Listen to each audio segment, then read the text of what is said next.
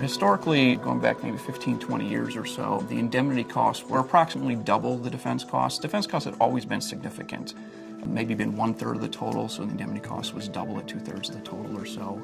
The last 2 to 3 years, those lines have crossed, where for many companies, the cost to defend claims is actually higher than the indemnity payments that they're making.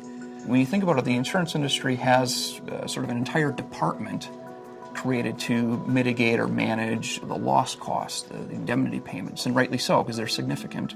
But on the defense cost side, there really isn't a department set up to do that, and there's just a dearth of data really available to look at and to analyze. So what we set out to do was to really help answer the question why defense costs were going up, and in order to do so, since 2/3 to 3/4 of the defense costs really emanate from defense attorneys, we look to the defense attorney bills to try to extract that information, extract that data out of their invoices to begin to answer the question why are defense costs going up.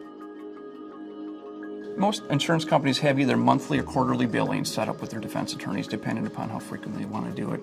And so it's not unusual for a defense attorney bill to be 8, 10, 12, 20 pages long.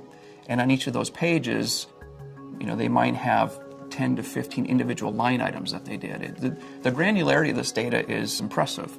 It really adds up in terms of the amount of information that's in there. It almost becomes too much information to analyze. We're trying to turn this information into data, because data is something we can use, something we can analyze, something we can look at trends in, something we can try to identify the reasons why the defense costs are going up, and really begin to develop strategies or maybe even best practices around the data.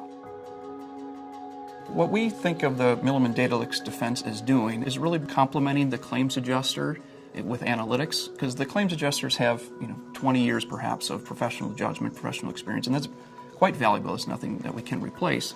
But what we think we can do is we think we can complement that professional judgment with analytics. So for example, there's 3 primary features of the product. One is an auditing feature, another is a management reporting feature, and then the third feature is a predictive analytics part of the product that will ultimately be able to produce sort of best practices for defense. And of course, claims handling, that's arguably the most important, most critical function that an insurance company does. I mean, it's fundamentally what they're in business for. And so to the extent that we can give them a tool to allow them to do that part of their job better, I think it will result in a competitive advantage for those companies that are able to complement their professional judgments with the analytics that can come from a system like this.